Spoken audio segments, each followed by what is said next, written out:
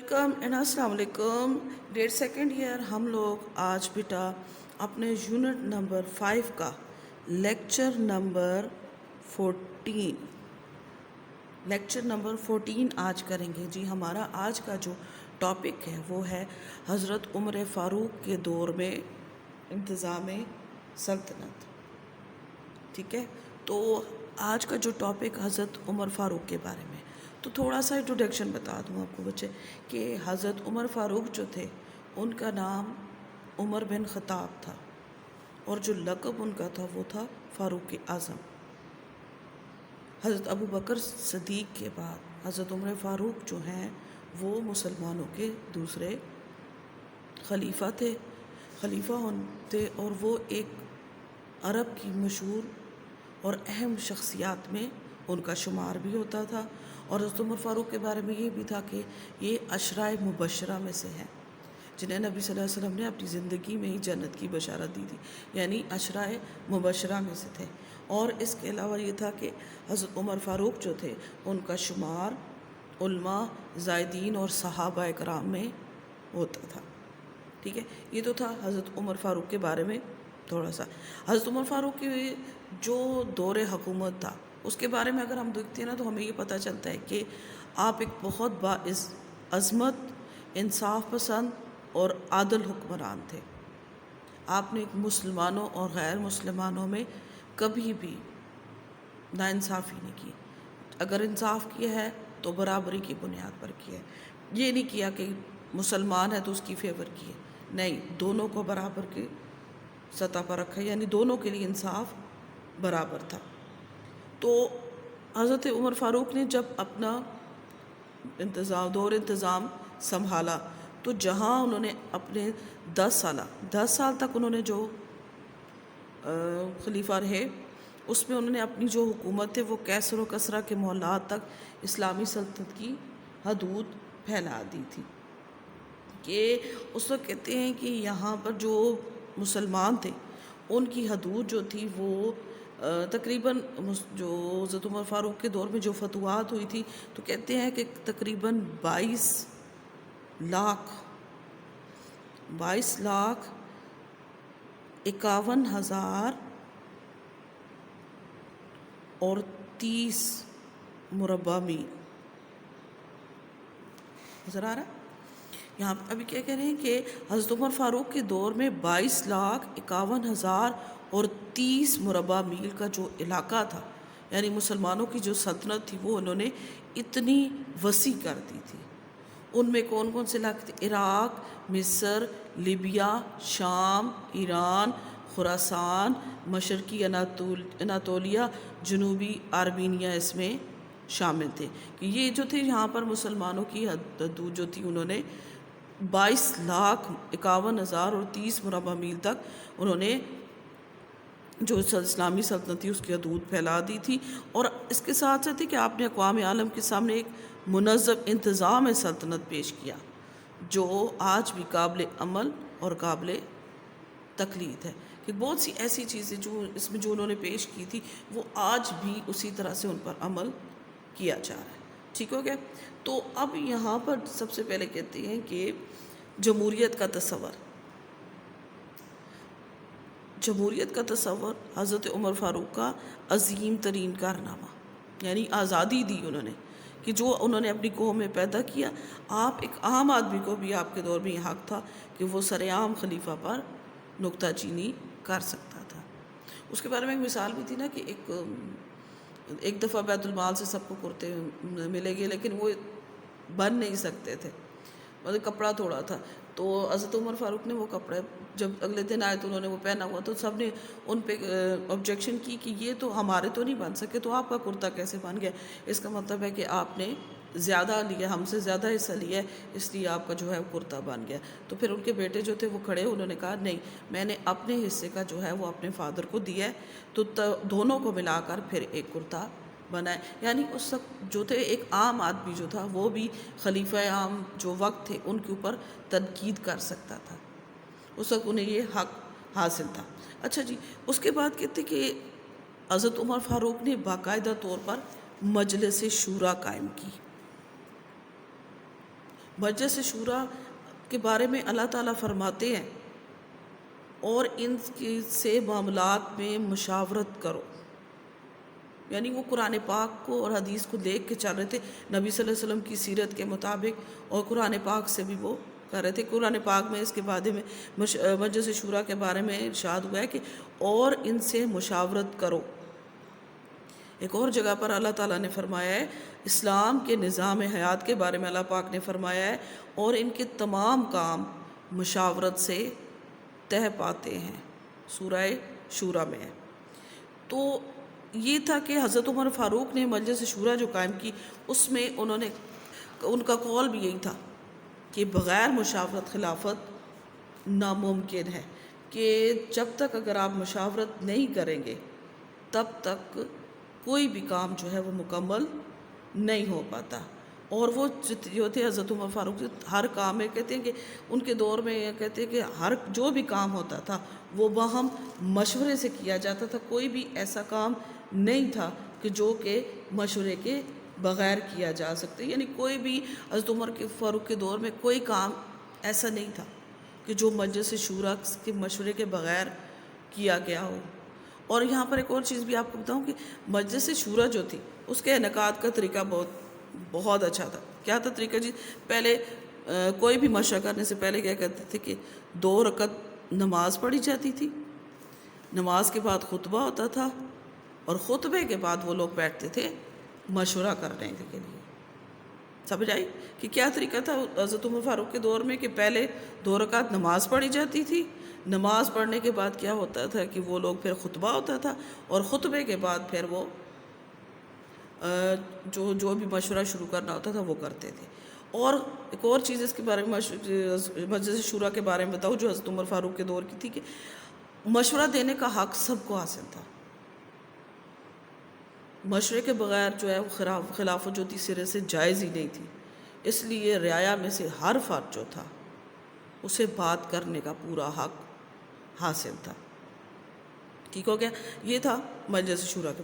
آپ کہتے ہیں کہ ملک کی تقسیم کس طرح سے تھی؟ کہ اس سے پہلے ملک کی تقسیم کا یہ تھا کہ حضرت عمر نے سلطنت کو 8 انتظامی صوبوں میں تقسیم کیا، 8 انتظامی صوبوں میں تقسیم کیا۔ اور یہاں پر کس طرح سے تھے، کون کون سے علاقے تھے یہاں؟ اس میں جو 8 تھے، مکہ تھا، فلسطین تھا، فارس تھا، خراسان، آذربائیجان، کوفہ اور بصرہ تھا۔ کون کون سے؟ یہاں پہ لکھ رہی ہوں، مکہ، فلسطین، فارس، خراسان، آذربائیجان،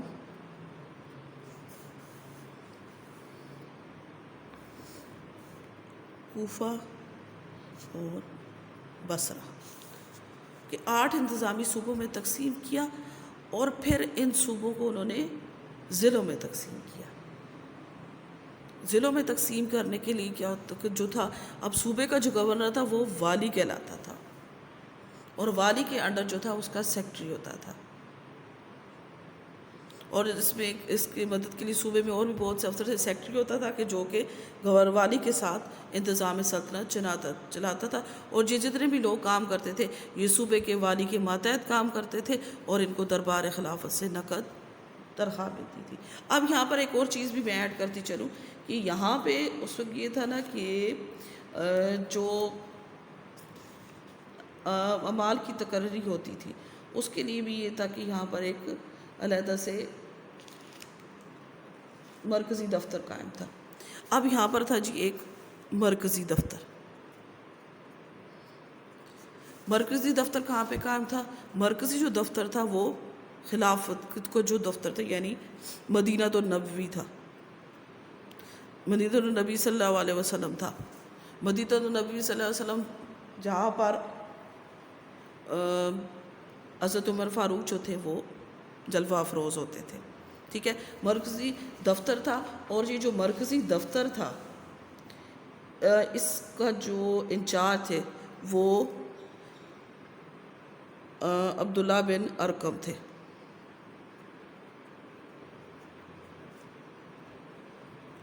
جو مرکزی دفتر تھا نا اس کے انچارج جو تھے وہ عبداللہ بن ارقم تھے، اور جو مرکزی دفتر تھا وہاں پر ایک رجسٹر ہوتا تھا، ٹھیک ہے، جس میں کیا ہوتا تھا کہ تمام جو ریکارڈ تھا وہ اس میں درج ہوتا تھا، اور جتنے بھی معاملات تھے وہ سارے اس مرکزی دفتر سے چلتے تھے، اور جو بھی ریکارڈ وغیرہ ہوتا تھا وہ اس رجسٹر میں باقاعدہ طور پر درج کیا جاتا تھا، اور ہر چیز کا وہاں پہ حساب کیا جاتا تھا کہ کون سی چیز کہاں پہ کس کس طریقے سے استعمال کی گئی ہے. تو یہاں پر یہ تھا کہ وہ ہر چیز کے بارے میں جو انچارج تھے وہ عبداللہ بن ارقم تھے، اور مدینہ النبی صلی اللہ علیہ وسلم میں جہاں پر حضرت عمر فاروق جلوہ افروز ہوتے تھے وہیں پر یہ دفتر بھی قائم تھا، مرکزی دفتر، جہاں پہ عبداللہ بن ارقم جو تھے وہ یہاں پہ ہیڈ تھے، اور وہاں پہ جو رجسٹر تھا اس میں ہر چیز کا اندراج موجود ہوتا تھا، سارے معاملات جو تھے اسی میں درج بھی کیے جاتے تھے، اور سارا ریکارڈ جو تھا وہیں پر موجود ہوتا تھا، اور وہیں سے چیک اینڈ بیلنس بھی کیا جاتا تھا. اچھا جی، اس کے بعد آ جاتے ہیں ہمارے پاس جو آ جاتے ہیں وہ تھی اعمال کی تقرری اور فرائض. تو اعمال کی تقرری کے بارے میں میں آپ کو بتاؤں، جو ہیڈ آفس تھا، یعنی جو مرکزی تھا، اسلام کا مرکز جو تھا وہ مدینہ النبی تھا، جہاں پہ خلیفۃ المسلمین حضرت عمر جو تھے یہاں پر جلوہ افروز ہوتے تھے. تو پھر یہاں پر جو ہے جو مرکزی جو دفتر حکومت تھی مدینہ النبی میں، یہیں پر اعمال کی جو تقرری تھی وہ مرکزی حکومت جو مجلس شورا میں بیٹھ کر کرتی تھی، کہ پہلے صوبے کا گورنر جو تھا وہ والی کہلاتا تھا، پھر اس کے تحت سیکٹری تھا، پھر اسی طرح سے وزیر خزانہ وغیرہ جتنے بھی ان سب کے بارے میں بھی وہاں پر ہوتا تھا. اچھا، پھر اب تھا جی اعمال کی تقرری. اعمال کی تقرری اب کیسے ہونی تھی؟ اعمال کی تقرری 2 طریقوں سے کرتے تھے. سب سے پہلے یہ طریقہ تھا کہ نمبر 1 پہ مہاجرین و انصار کا جلسہ عام ہوتا، اور اس میں اراکین مجلس شورا اعمال کا انتخاب کرتے تھے. پہلا طریقہ یہ تھا کہ مہاجرین اور انصار دونوں کا جلسہ عام ہوتا، اور اس میں اراکین مجلس شورا اعمال کا تقرر. دوسرا یہ تھا کہ مقامی باشندوں کو، ٹھیک ہے، پہلا تو مہاجرین اور انصار کا جلسہ ہوتا، دوسرے کہتے ہیں مقامی باشندوں کو حق دیا جاتا تھا کہ وہ اپنے اعمال خود منتخب کریں، اور اعمال کی تقرری سے قبل ان سے عہد ضرور لیا جاتا تھا. عہد تو ان سے یہ چلے دیکھتے ہیں کہ کیا عہد لیا جاتا ہے، لیکن اس سے پہلے ایک اور چیز بھی آپ کو بچے یہ بتاتی چلوں کہ اعمال بنانے سے پہلے کیا ہوتا تھا کہ جب کسی کو اعمال چننا ہے، کس کو اعمال بنانا ہے، تو اس سے پہلے کیا کیا جاتا تھا کہ اس کے اثاثے چیک کیے جاتے تھے، کہ اس کی کتنی جمع پونجی ہے، اس کے پاس کیا کیا چیز موجود ہے، کیا نہیں ہے. وہ جتنی بھی چیزیں تھیں ان ساروں کو چیک کیا جاتا تھا، اور اگر وہ جتنے ٹائم کے لیے الیکٹ ہوا، 3 سال کے لیے، 4 سال، 5 سال کے جتنے کے لیے بھی اس نے کام کیا ہے، تو جب وہ کام سے ہٹتا تھا تو پہلے چیک کیا جاتا تھا کہ اگر اس کے پاس چیز زیادہ ہوئی ہے تو یہ کیوں زیادہ ہوئی ہے، اس کی ریزن کیا تھی، یعنی اس کے اوپر اس کا محاسبہ کیا جاتا تھا کہ یہ اس کے پاس جتنے اس نے اثاثے اس کے پاس تھے اس سے زیادہ کیوں ہوئے ہیں.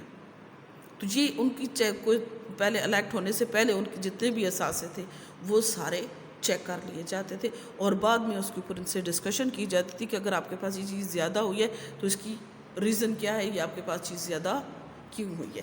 اچھا، آپ کہتے ہیں کہ ہمارے پاس جو تھی وہ اعمال کی تقرری. اعمال کی قبل کون سا عہد دیا جاتا؟ سب سے پہلے کہتے ہیں کہ ترکی گھوڑا، ترکی نسل کا گھوڑا بچے سب سے قیمتی اور خوبصورت ہوتا ہے.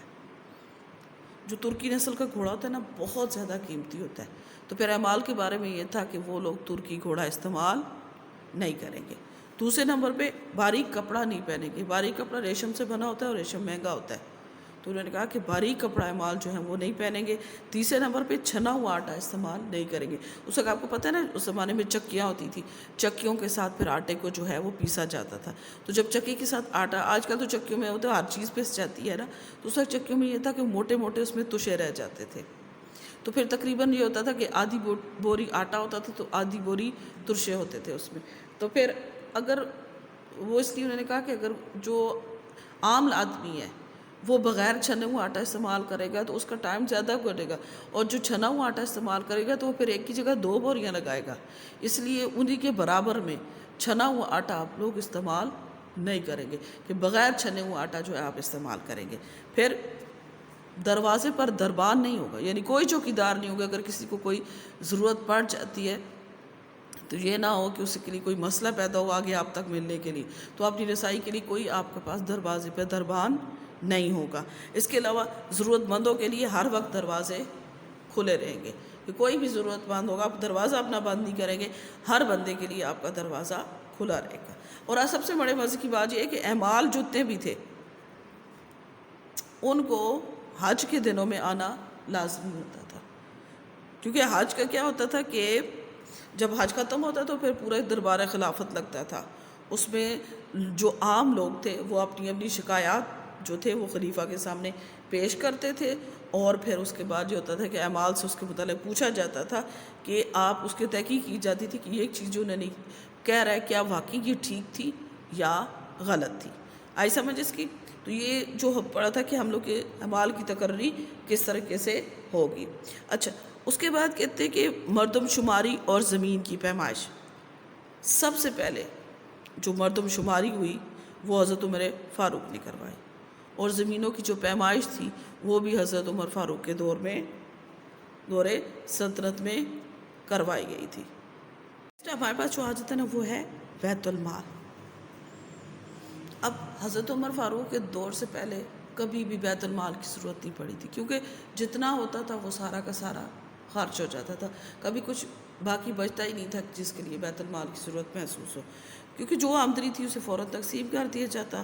اور حضرت عمر فاروق میں آپ کو پتہ ہے کہ ان کے دور میں تقریباً 22,51,030 مربع میل کا جو وسیع رقبہ تھا وہ اس کی فتوحات ہوئی تھی، جس کے مقابلے میں یہ ہوا کہ ہماری جو آمدنی تھی وہ کافی بڑھ گئی تھی. اس لیے پھر کیا ہوا کہ بامی مشورے سے کیا ہوا کہ ایک تو مرکزی بیت المال تھا تو صوبوں میں بھی بیت المال جو تھے وہ کھولنے پڑے، اور جبکہ جو مرکزی بیت المال تھا وہ مدینہ میں تھا. اور شفا بنت عبداللہ جو تھی ان کو پرائس کنٹرول آفیسر مقرر کیا گیا. ٹھیک ہو گیا؟ اب یہاں پہ بتا رہا ہے کہ صوبوں کے پاس مصارف کے بعد یعنی جتنے بھی کام تھے ان سب کے پاس جو پیسے بچ جاتے تھے وہ مرکزی بیت المال کو واپس کر دی جاتی تھی. اب بیت المال کی جو آمدنی تھی اس کے بڑے ذرائع کیا تھے. ایک نمبر 1 پہ آتا ہے مال غنیمت. مال غنیمت کیا ہوتا ہے کہ جب جنگ ہو رہی ہوتی ہے اس میں جو جیت جاتے ہیں تو وہ تو میدان میں رہ جاتے ہیں، اور جو ہار جاتے ہیں وہ بھاگ جاتے ہیں. تو جب وہ بھاگ جاتے ہیں تو جتنا کچھ ان کا سامان وغیرہ جو رہ جاتا ہوتا ہے اسے مال غنیمت کہتے ہیں. تو پھر وہ مال غنیمت جیتنے والی فوج کے پاس آ جاتا تھا. دوسرے نمبر پہ زکوٰۃ. زکوٰۃ کے بارے میں تو آپ سب کو پتہ ہوگا کہ 2.5% کے حساب سے امیر سے لے کر غریبوں کو دی جاتی تھی. عشر یہ 10واں ٹیکس تقریباً یہ جو غیر مسلمز ہوتے تھے نا، تاجر جو آتے تھے تجارت کی غرض سے، تو ان سے پھر یہ تو فصل کا 10واں جو حصہ ہوتا ہے وہ دیا جاتا تھا. خراج کہ جب ہم کسی ملک کسی علاقے کو جیت جاتے ہیں، کوئی بھی علاقہ اگر ہم جیت جاتے ہیں، جیسے ہم لوگ مسلمانوں نے جیتا ہے خراسان وغیرہ آذربائیجان، تو ان کو ان کے ہی حوالے کر دیا کہ آپ لوگ اس کا استعمال. لیکن وہ جو زمین پہ جو پیداوار تھی اس پیداوار کا تقریباً کبھی 1/2 ہوتا تھا یا کبھی 1/4 کے حساب سے وہ جو خراج تھا وہ ان سے لیا جاتا تھا. ٹھیک ہے، ان سے لیا جاتا تھا خراج. اس جس کو فتح کیا ہوا ہے ان کے حوالے کر کے سارا ان کو دیتے، لیکن ان کی پیداوار میں 1/2 یا 1/4 کی ریشو سے ان سے خراج لیا جاتا تھا. پھر ہو گیا جی جزیہ.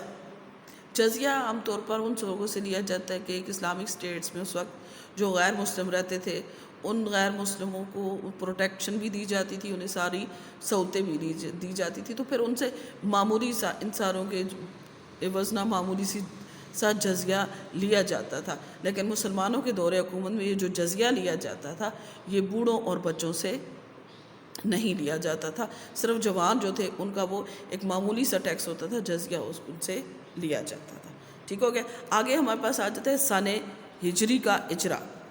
کاروبار سلطنت کافی پھیل چکا تھا، حضرت عمر فاروق کے ماشاءاللہ بہت زیادہ پھیل گیا تھا، تو اہل عرب کسی خاص واقعے سے شمار کا حساب کیا کرتے تھے، کچھ واقعے کو یاد کر کے. تو پھر حضرت عمر نے یہ مسئلہ مجلس شورا میں پیش ہوا. جب بہت زیادہ بحث ہوئی تو آخرکار متفقہ طور پر نبی صلی اللہ علیہ وسلم کی ہجرت سے اسلامی کیلنڈر جو ہے وہ شروع کیا گیا، کیونکہ ہجرت تاریخ اسلام میں اہم ترین واقعہ ہے. اس کیلنڈر کا عملی آغاز سن 61 ہجری میں ہوا.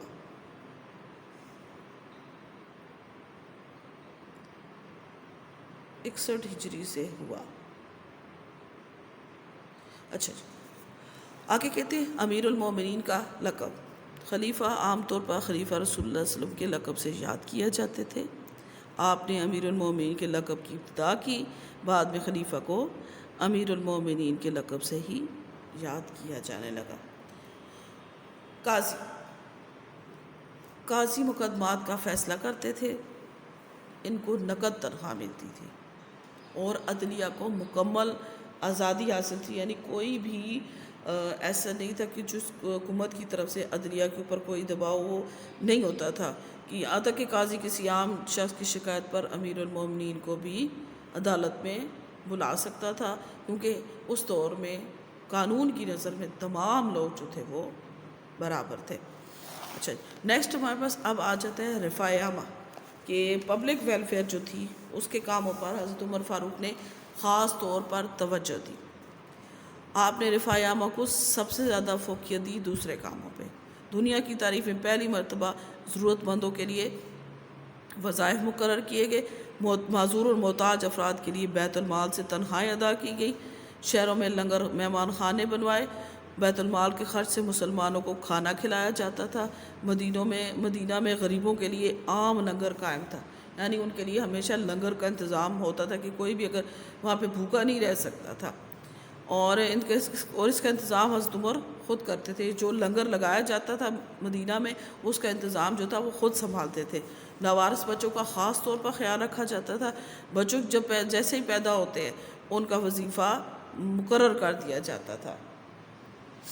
اب دیکھیں یہاں پہ یہ چیز آپ کو ایک اور بتا کہتے ہیں نا کہ European learns all source of knowledge from Arabs, کہ جو یورپینز تھے انہوں نے ہر چیز جو تھی، ہر علم جو تھا وہ مسلمانوں سے سیکھا. اب یہی سے دیکھیں نا کہ کہتے ہیں کہ بچوں کی پیدائش کے دن سے وظیفہ، جیسے آپ دیکھیں نا باہر کے ممالک میں وہ لوگ کیا کرتے ہیں کہ جس دن بچہ پیدا ہوتا ہے اسی دن سے اس کا وظیفہ مقرر ہو جاتا ہے. یعنی وہ ہر اچھی چیز جو تھی وہ یورپینز نے ہم سے سیکھی. جو مسلمان تھے جو وہ سب سے پہلے جو ہے ایجاد کرنے والے تھے، تو جو یورپینز تھے انہوں نے ہر چیز مسلمانوں سے سیکھی. اچھا، آپ رات کو خود گشت کیا کرتے تھے تاکہ غریبوں کے حالات معلوم کر سکیں. وہ آپ کو بتایا نا کہ بڑے خدا ترس اور باعظمت انسان تھے کہ وہ راتوں کو خود گشت کرتے تھے. وہ کس لیے کرتے تھے کہتے کہ میری امت میں کوئی اگر بھوکا سو گیا تو قیامت کے دن میں اللہ کو کیا منہ دکھاؤں گا، کہ میں حکمران ہوں تو میرا یہ فرض ہے کہ میں اپنی رعایا کا خیال رکھوں. سرکاری اخراجات سے جو رقم بچ جاتی وہ مسلمانوں میں تقسیم کی جاتی. سب سے پہلا جو کام تھا پینشن کا نظام حضرت عمر فاروق نے رائج کیا، جو ابھی تک چل رہا ہے. ٹھیک ہو گیا. آپ نے آبپاشی ذرائع آمد رفت بہتر بنانے کے لیے نہریں بھی کھدوائیں، تقریباً 4000 مساجد بنوائیں. 4000 تقریباً جو تھی وہ مساجد قائم کی. اور اس کے علاوہ یہ بھی تھا کہ جو رفاع عامہ کے کام ہوئے ہمارے، وہ دین اسلام کا جو تھا اصلی چہرہ تھا، جو کہ دنیا کو دکھانا تھا کہ کس طریقے سے مسلمان جو حکمران جو ہیں وہ اپنی رعایا کا خیال رکھتے تھے. کہ یہ جو اصل چہرہ تھا وہ یہ تھا کہ جو رفاع عامہ کے لیے کام ہوتا ہے کہ جو گورنمنٹ تھی، جو خلیفہ وقت جو تھا اس وقت، وہ خود ان لوگوں کی کفالت کر رہا تھا. کہ یہ اصل ہمارا جو اصل چہرہ یہ تھا، کہ اسلام کا اصلی چہرہ یہ تھا کہ جو دنیا پہ آیا ہوا تھا. امید ہے بچے آپ کو سمجھ آ گئی ہوگی. اگر نہیں آئی یا آ گئی ہے تو کمنٹ ضرور کیجیے گا. اوکے بچے، اللہ حافظ.